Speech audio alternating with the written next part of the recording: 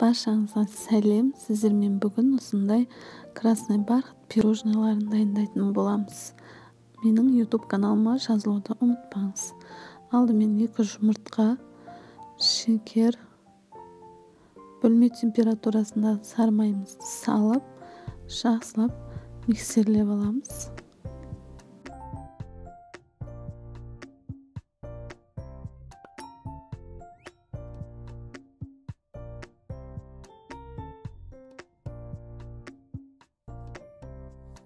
Айранымызға бояуымызды салып, жақсылап бір келкетіп араластырып аламыз.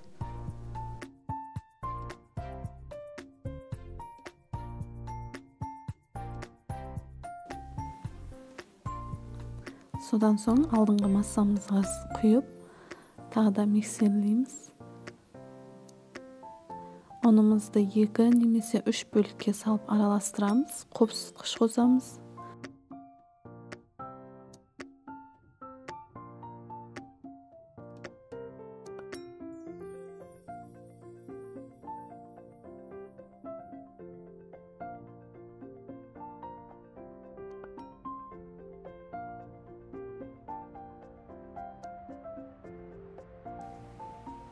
Міне осындай бір келкі масса шыққанша миксерлейміз. Енді кондитерлік қапшыққа жаңағы массамызды құямыз.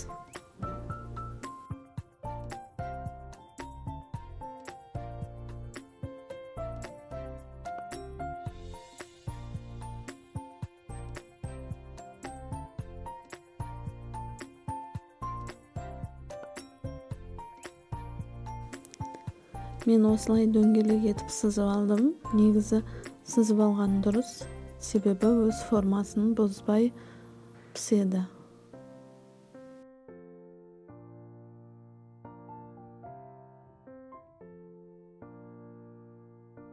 Пирожныйлар дайын.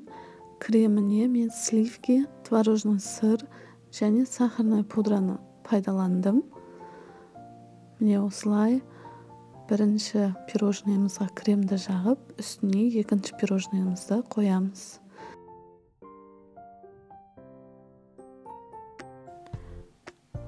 Ал бетіне осындай формаменен кремді жағып шығамыз.